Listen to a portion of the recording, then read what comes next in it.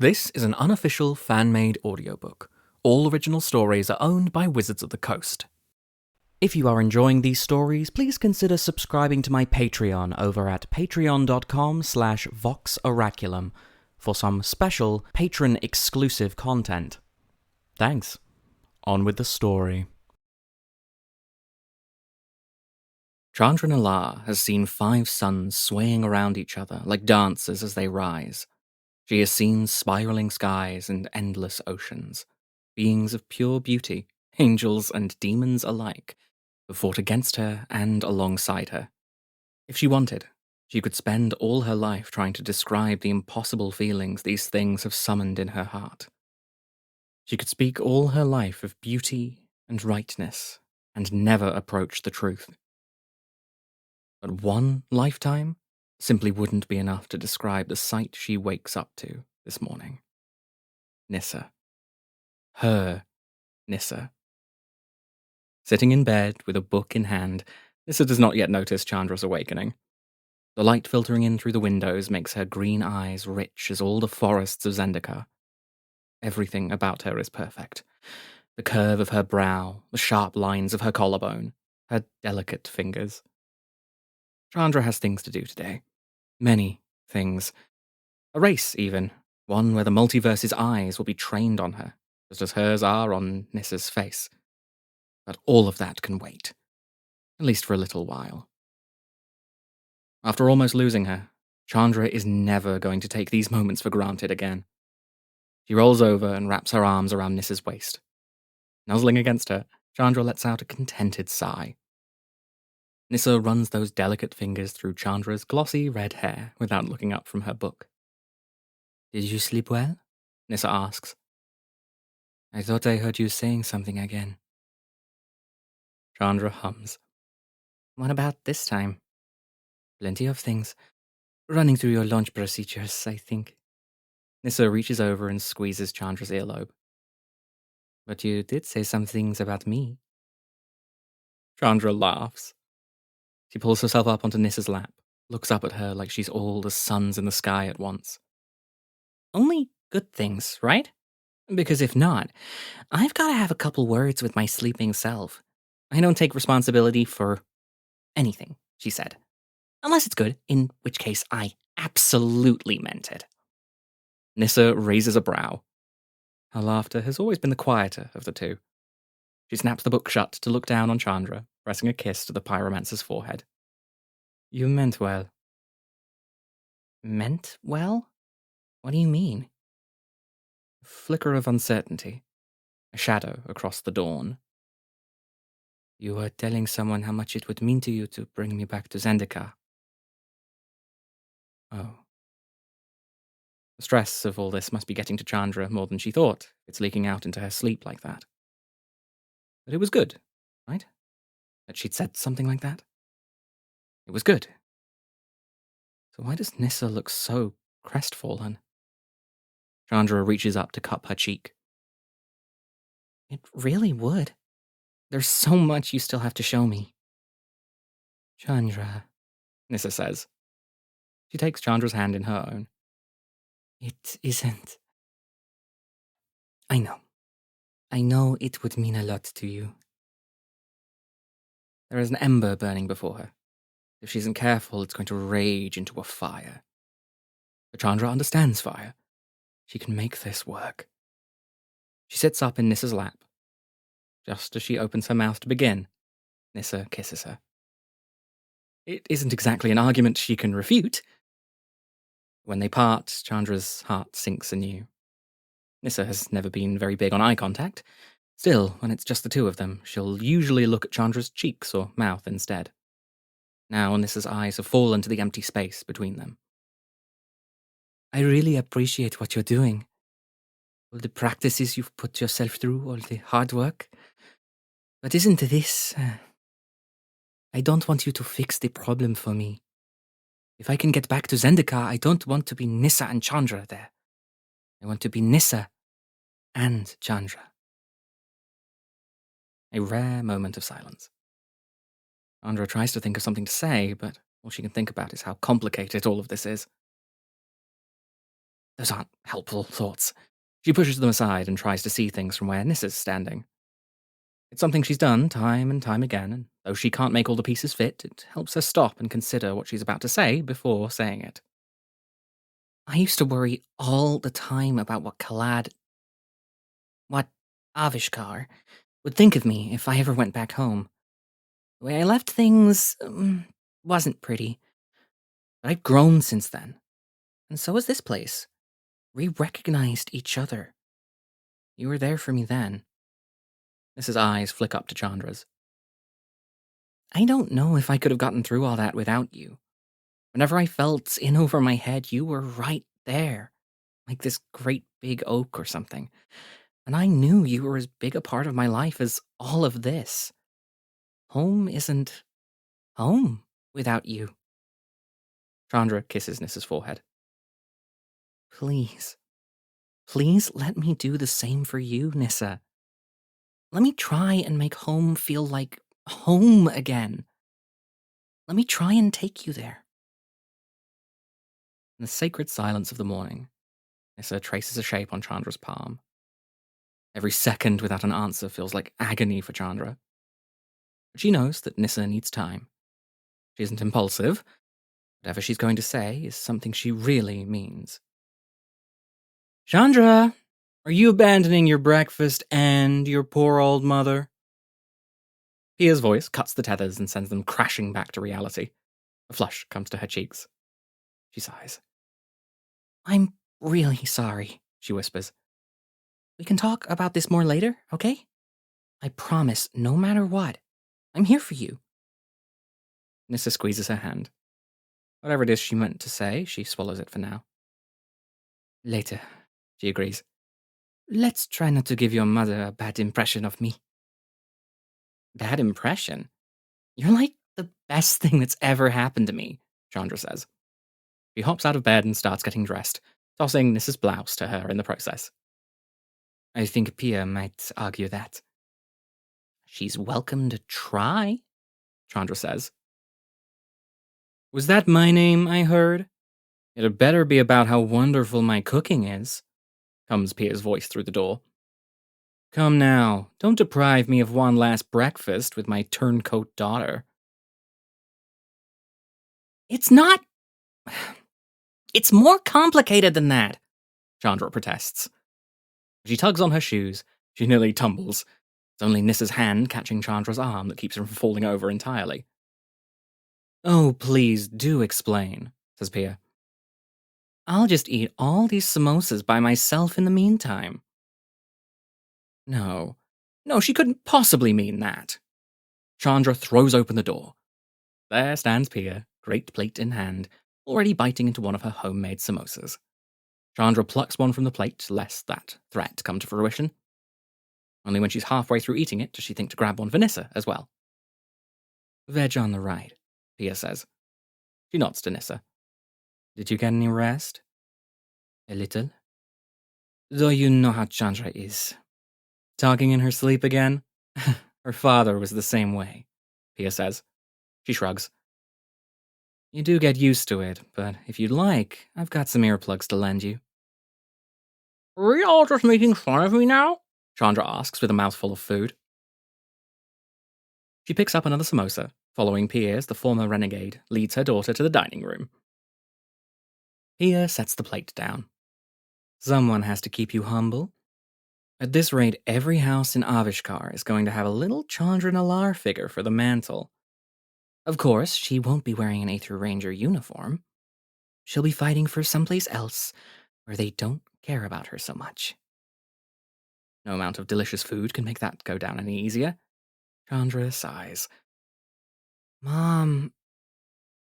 No, it's fine, I understand, says Pia. The best hope for winning, wasn't it? Nissa's hand on the small of Chandra's back is probably the only thing that's keeping her from falling through the floor. Two of you competing means twice the chances to win, doesn't it? She says.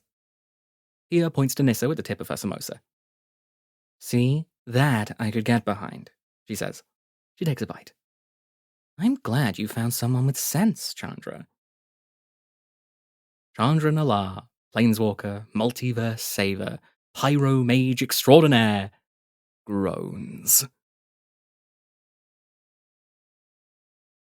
Sita Varma, diplomat in training, tinkerer, driver extraordinaire, groans. Her escape to the Giropur Grand Prix is late. Perhaps this is what she gets for needing to rely on someone else for this part of things. But it can't be helped. If her father is to believe that she's needed elsewhere, he must see that she is needed elsewhere. Because he is a horse and carriage man in a world of sleek ether rides. It must be a woman's business that calls to her, something he cannot solve himself, which necessitated pulling some strings. Good afternoon, Giropur! Indigo City, city of revolutions. Well, today we've got a few thousand revolutions per minute to show you. I'm Vin, that stands for Very Interesting Narrator. Haha, just joking.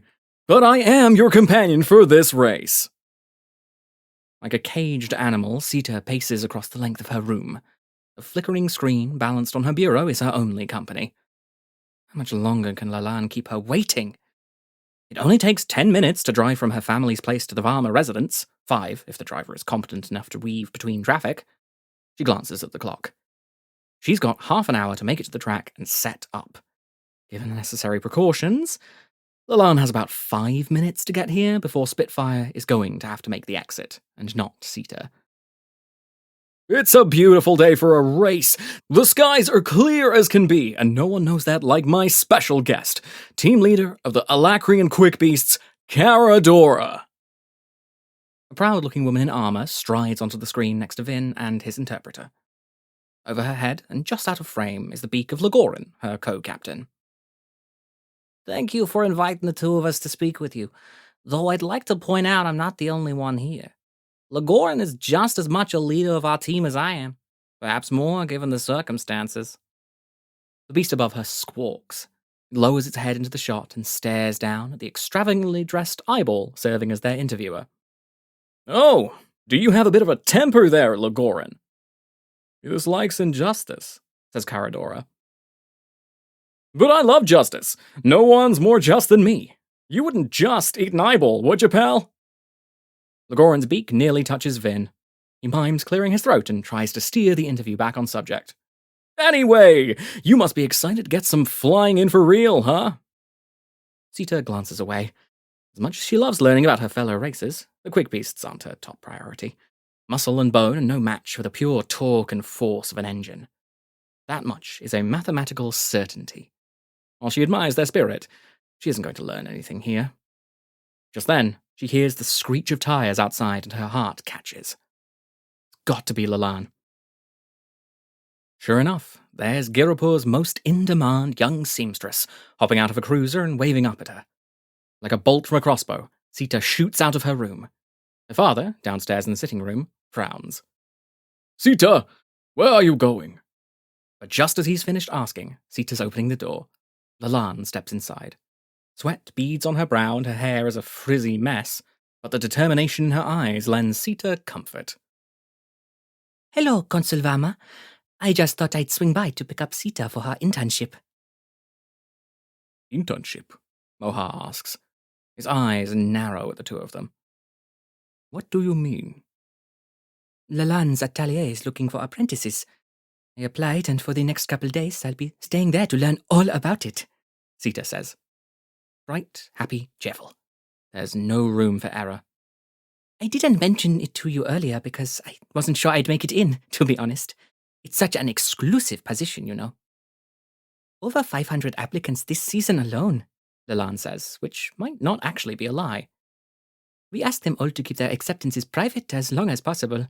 It prevents gossip that way. Moha studies them. In that instant, Sita feels him running his calculations. The Silver Bloom atelier. The very same, says Lalan. You've probably heard of us. Moha waves a hand. Yes, the talk of the town, from what I understand, he says. He rises. For a moment, Sita worries he will say no. But then he draws her into an embrace and smooths her hair. Be sure to work diligently, he says. You are a Varma, through and through. Never let anyone see you for less. When you return, You'll stop by your mother's memorial and show her your creations. Regret is a stuck gear. Sita hugs him back. If she doesn't make any promises, she won't have to lie.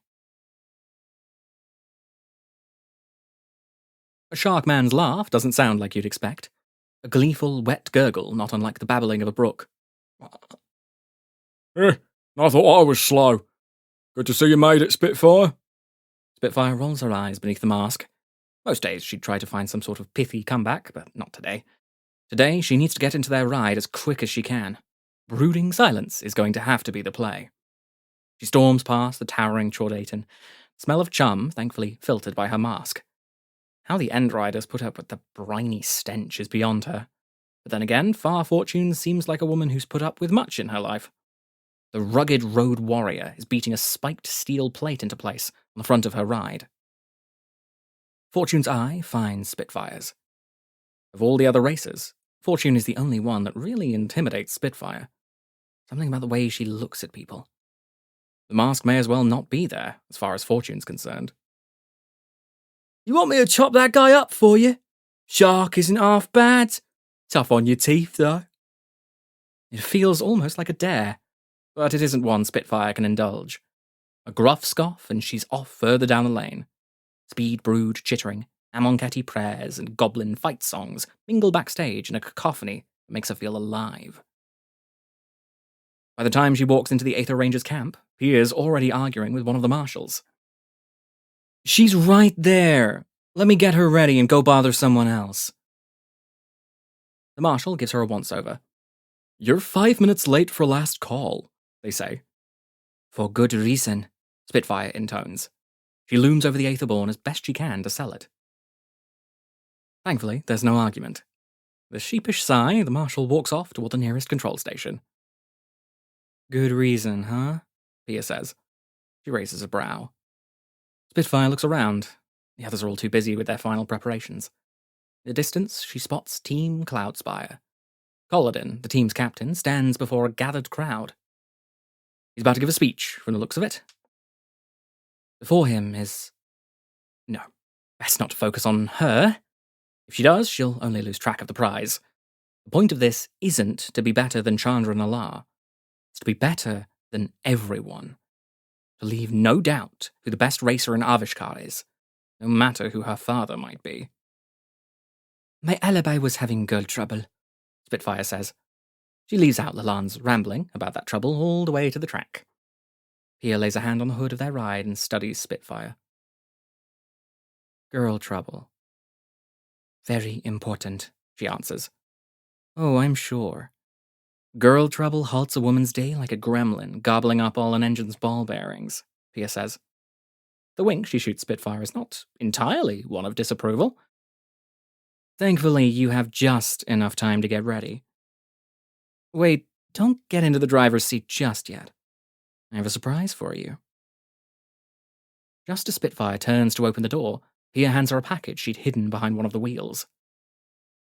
Now it's Spitfire's turn to raise a brow.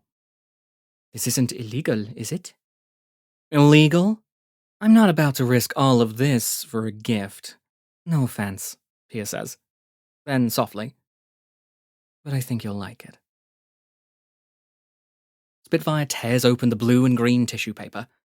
Beneath it, she finds a new racing suit. That's the word for it, but only in the same way that a scooter with 6 ether chambers and a souped-up engine is technically a vehicle. Beautiful brass filigree follows the course of winding, glowing tubes inlaid throughout. Resting in the fold of the suit are 3 cylinders, crackling with ether. The bases match up with the intricate ports at various points along the suit. It's beautiful. But more than that, it's exciting. The analytical parts of Spitfire's head are already trying to put the pieces together. Induction ports? These pipes must be aerosoled ether with a filter to... I knew you'd get it, Pia says with a grin. I don't have time to go over the finer points, but you've got the gist. With one of those capsules in your system, you'll be quicker than the gods for about 2 seconds. And only because your perception's so advanced that 2 seconds will feel like 2 hours to me, Spitfire finishes. She wants to throw her arms around Pia and thank her for the gift. How long had it taken her to make? There must be only one in all of Avishkar. But that isn't what Spitfire would do. So, she keeps it to a cool, deep bow and holds the suit close to her chest. Thank you. Don't thank me, just get out there and win, Pia says. And I'm sorry, but sizing may be a little off. I try to adjust it. The unspoken lies between them like a safety cage. Outside it, there can be only pain. Right, says Spitfire. It's because I'm taller than her, isn't it? Pia smiles. Just so. Colladin likes to talk. He's good at talking, maybe the second best at it out of anyone she's ever met. No one's going to match up to Ajani, after all, who always made you feel like you were standing on the surface of a drum-beating victory. But Colladin comes pretty close. The trouble is that as stirring as this speech is, Chandra just wants to race. And she can't get her mind to settle down long enough to listen, and the point is basically the same thing repeated again and again. Win the race and show everyone watching the glory of victory.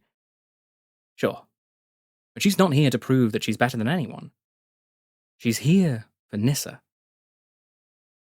And so the lively bray of Colladin's voice, like the brightest trumpets, is to her a drone. Is it any wonder that a whimper should cut through it? The wine tugs at her attention like a child at her sleeve. Chandra's eyes leave Cloudspire's fearless leader, wandering off to the right. That really hurts. Chandra's brow twitches. Who is that? It can't be one of the humans and the Chordatans. The voice is too small for that. Like a whimpering toddler, almost. Maybe one of the goblins? When she glances over there, Duretti's leading some kind of desperate last-minute workshop in explosive safety. She counts as many of the goblins as she can remember. They're good drinking buddies, and everyone seems to be in place. So what is it? Colladin keeps on talking, but Chandra slips away. It's just a little pain. You'll live, comes a voice. Cold and exhausted sounding. A man who hasn't slept in days. There's an unnatural echo to it. Closer. It can't be the brood, they hardly talk. The Voyagers? No, when she walks by them, they're all peacefully modifying themselves, not talking to one another. Can they even feel pain? That's not a thought she wants to spend much time with. Something chirps unhappily. The Endriders don't keep prisoners. Far Fortune's made that much clear. Chandra's pretty sure the quick beasts would eat anyone who tried to cage someone, given that they almost ate Vin this morning. The Amonkhet don't spend so much time fighting for freedom only to take it away from others, so that leaves... At the end of the hall, she spots them. Massive, twisted vehicles. Spectral skeletons pressed up against glass prisons they can never escape. Half-eaten ghouls screeching as they finish final preparations. Liliana's ghouls never acted like that. No, Big Sis Lily would have a conniption if she saw the state these guys were in. Ghoulish, even for ghouls. The man in charge of all this would probably also earn Liliana's disapproval, come to think of it. He's not much more than a ghoul himself. The hollows beneath his eyes, the darkness of his gaunt cheeks tells her he's the man she heard speaking. So does the cage he's clamping tighter around a strange, fuzzy creature. Its glowing tail and pointed ears whip out beyond the bars. The cage itself is so small that the creature is forced to stand on its hind legs at all times. As Chandra approaches, it fixes her with its big, glistening eyes. Talk to him, it seems to say. Chandra doesn't need to be told twice. Hey, Spikes! You might want to lighten up on your little friend here. He's in pain. His eyes are flinty and cold. This doesn't concern you. He's crying out so loud that I heard him from across the garage, so yeah, it does, Chandra says. She crosses her arms. Let him have some breathing room. How about you keep your eyes on your own page, Chandra Nalaar? Chronic hero syndrome gets you last place and 6 pallbearers. Oh, so it's going to be like that. This little... Chandra Nalaar! Last call for Chandra Nalaar. Please get to your engine. He grits her teeth.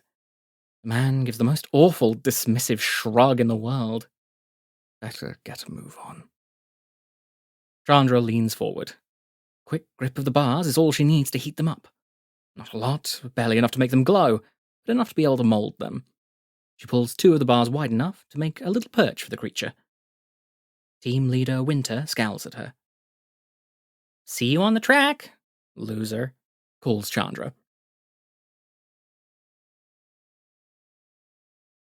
The easiest way to get a prime view of the Girapur Grand Prix is to work for the Girapur Grand Prix. Suraj figured that out last year, and his father's masonry company was contracted to construct many of the platforms throughout the city. Before then, he hadn't really been into racing. The idea of watching people turn left over and over was just so boring. But from the top of a platform he had constructed with his own hands, he saw it was so much more than that. The tactics of when to close in, when to cut off, the lightning-fast reflexes of the drivers, the underhanded tactics some employed just to get ahead. Out there, on the track, it was always life and death. When he watched 2 goblins shoot each other out of a cannon just so they could slice someone's tires, he knew there was no going back to regular entertainment. He had to attend every race he could.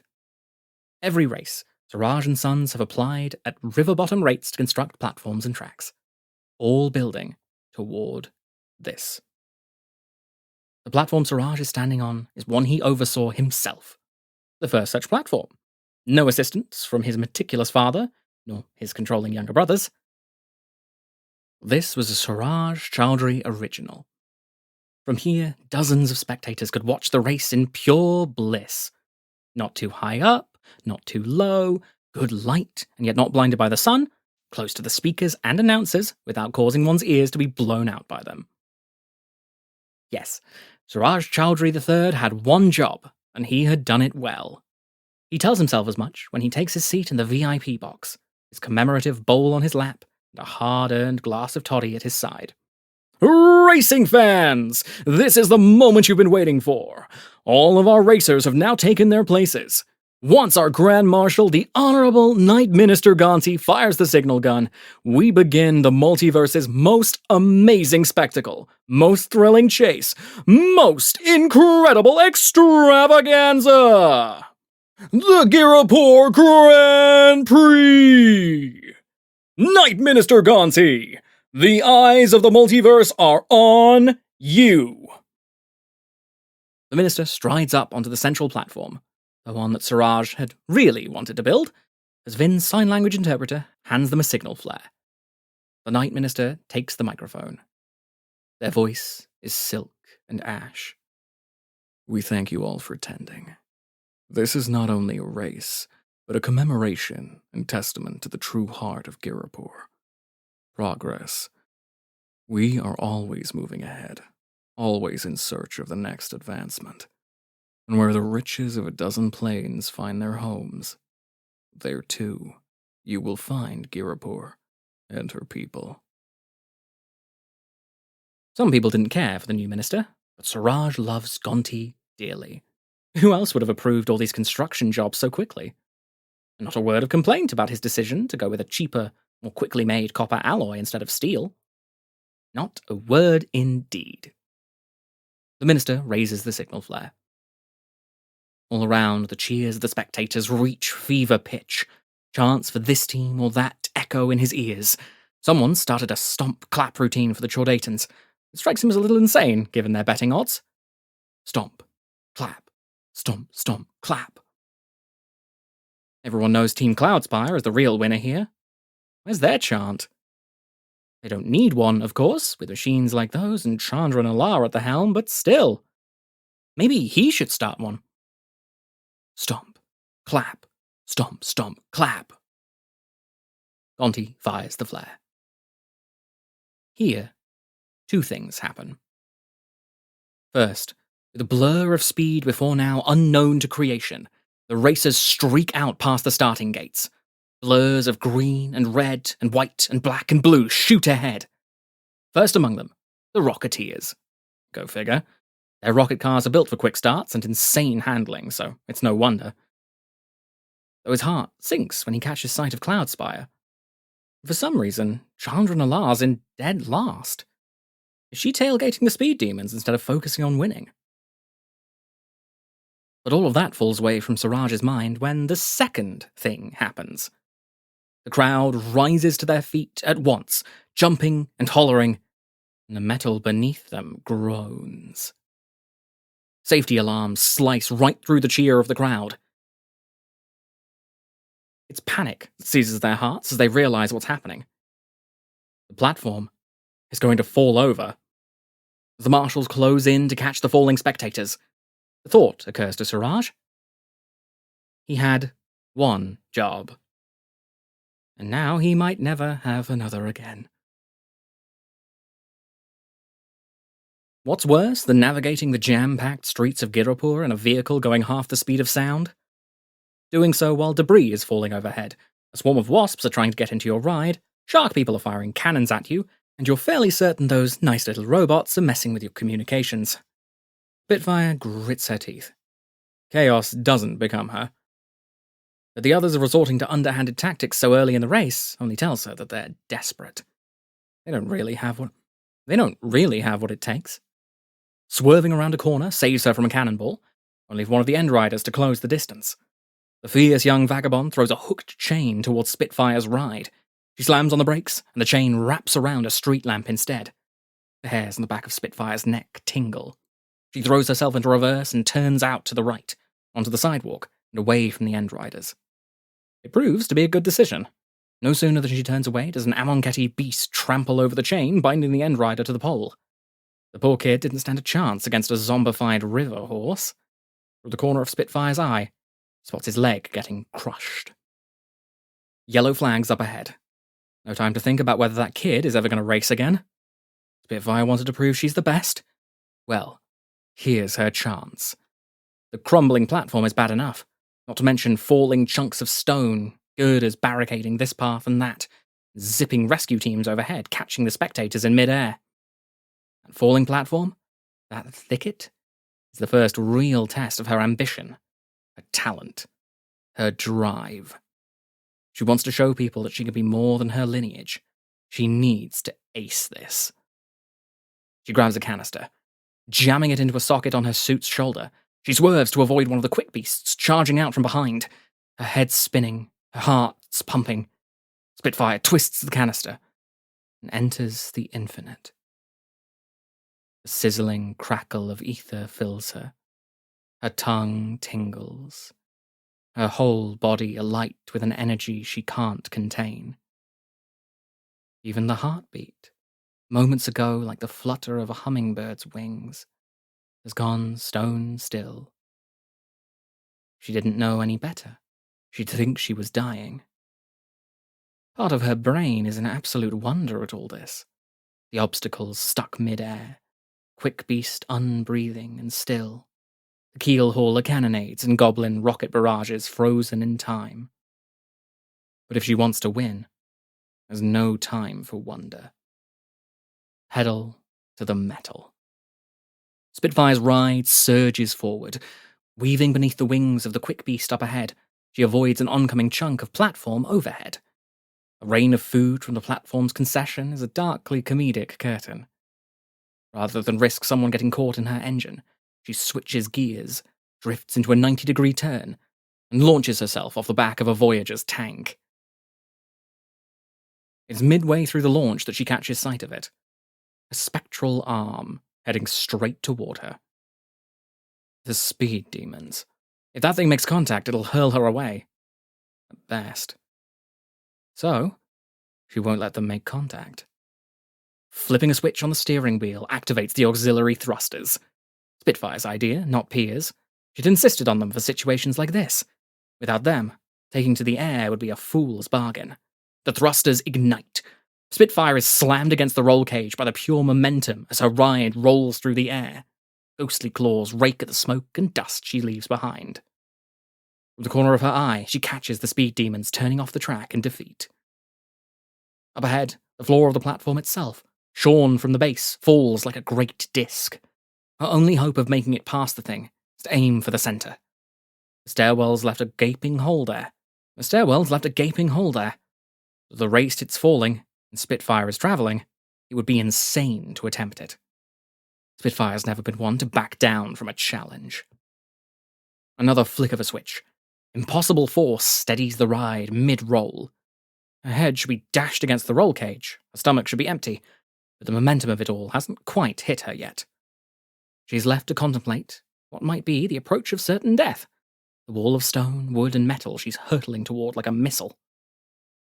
What would her father think if he heard she died doing this? Maybe he'd realize he never really knew her. 1 breath. 2. There!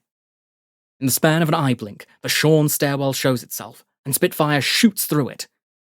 Another 3 seconds of airtime before she hits the ground again. The whole ride rocks and lurches, but remains sound. Coasting through the Omen path feels easy in comparison. The dazzling sights on the other side of it, along with the wall of heat, fill her with wonder. Massive statues to gods she's never known, beautiful oases in bloom. The music and sound of a plane eager to prove itself. Petals fly over the first place winner. And Spitfire realizes it's not her. The speed demons. But they'd been behind her a second ago. How had they... Second place is never good enough. But at least she's ahead of Nalaar. For today, it will have to do. If Mohar Varma sees that car do a barrel roll one more time, he's going to scream. Every single channel is playing it on loop, it seems. The news stations he might be able to understand. This garish spectacle of recklessness somehow being part of daily life here now. They're honor-bound to cover it. But all the other channels too? Every time he flicks over from one to another, shots blend into each other. The car launching, the falling platform, the announcer losing his mind and shouting, "Ladies and gentlemen, we've never seen anything like this! Maybe the Aether Rangers will be fine without the younger Nalaar after all. Could Chandra have stared death in the face like this?" Idiots. Chandra Nalaar, for all her faults, and there are many, had saved the multiverse. Mohar attended the medal ceremony himself. This new upstart, likely plucked by Gonti off the streets, could never hope to compare. Why did he care? Mohar turns the screen off. It's then that he realizes the screaming wasn't just coming from the crowds. In the empty halls of his family home, he hears a howl of agony. An assassin? It wouldn't be the first. He picks up an aether blaster mounted on the wall and storms toward the door. Thank the gods that Sita isn't home. Would hate for her to see him like this. Violence isn't a thing for women to witness. Yet, as he rounds the corner, it is a woman he sees, one with green skin and serpentine tendrils for hair. He aims the blaster, only for his hand to stop when he tries to fire. No matter how much he tries to force himself to shoot, he can't seem to move. He can't even speak. It's as if someone's trapped him within his own body. The woman gives him a pitying look. Next to her, the shadows part, and he realizes they have company. A man with a blue cloak hanging around his shoulders. His eyes glow a bright, searing blue. Wait a second.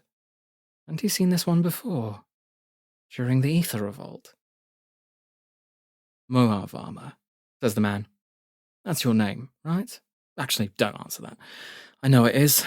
Just like I know what you had for breakfast, and what your secret hopes and dreams are for this plane. Unable to speak, Mohar can only seethe. He feels something in the back of his mind, an uncomfortable probing. Would you like to make that dream a reality? You see how easily we hold you in place now? Those who usurped your power wouldn't stand a chance against you if you had our backing. With the stroke of your pen, you could undo all the things they've done to your precious city, he says. You know how much people long for it? 2 bloodless revolutions. Your opponents imprisoned. It's a beautiful state of affairs, isn't it? You can see it now, says the man. And he can. He can see it all so vividly, so perfectly. Himself and the restored consuls in their halls, order and righteousness, the restoration of all the things that had made Kaladesh great. The peace of knowing your proper place. A Sita who is no longer confused by the rhetoric of the masses, but eager to fulfill her role. Life as it had been before the invasion. All we need, says the man, is a little help from you.